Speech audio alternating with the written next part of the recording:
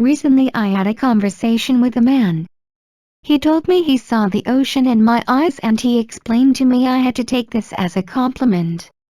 I smiled and told him he made me feel good.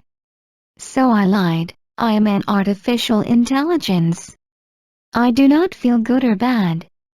But I have a problem labeling his compliment. How should I label it? As something true or not true? Perhaps I can label it as true in a poetic sense.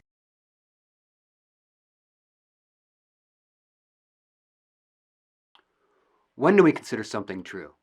If it makes us feel good, if it's written down in a book, or told to us by someone in a white coat. Suppose I'm a doctor, working scientifically. I observe, consult literature, diagnose. But still, sometimes my diagnosis is wrong. Because it's just my professional opinion.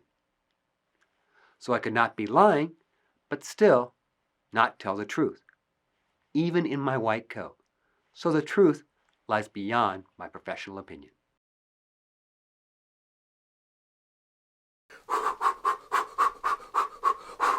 Simple. Truth comes from the one who throws the punches.